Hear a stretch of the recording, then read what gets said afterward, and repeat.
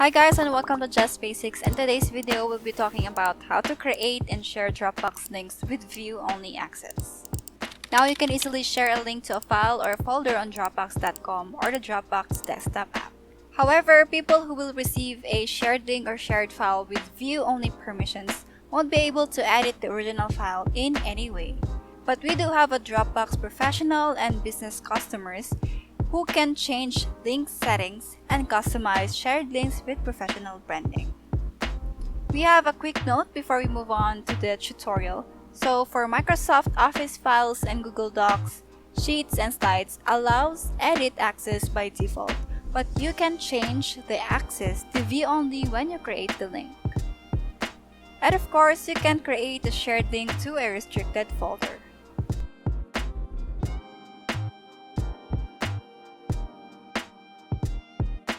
Alright, so of course, first thing to do, we need to sign into Dropbox.com and then click all files in the left side bar. Alright, so for example, this is the folder that you want to share. So you just have to click the share icon over here.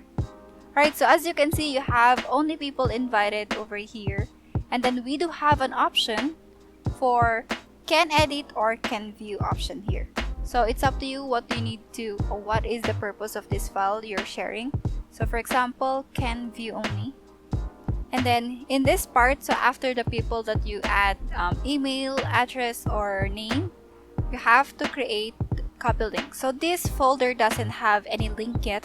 So we need to click this one, create, and then it will generate now a link.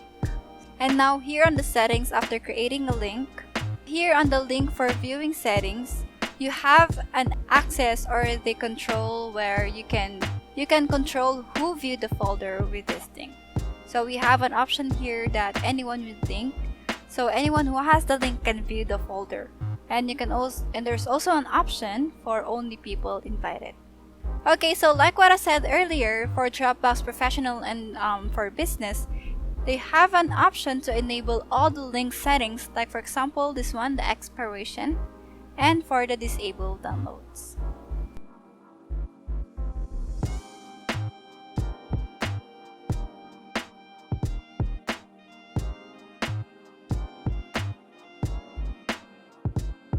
Alright, so for example guys, you want to delete the link, or you don't want the link to be accessed anymore, or it's done for its purpose, and you want to delete it, you just have to click this delete link up here. And then this will no longer work for anyone who has it. And then just click delete and it's done. So, and then you go back here. That's it. So the one that I showed you is for a shared folder. Now let me show you how would it look like for a specific file. Okay, so for this one, for example, click share. Okay, so for specific file, you only have an option, so anyone with this link can view. If you want a specific person who can only access this one, you can add an email or their name in here. Then let's try to check the settings. Okay, for the file settings, and this is for the link for viewing. This is almost the same with the shared folder that I showed you earlier. Alright.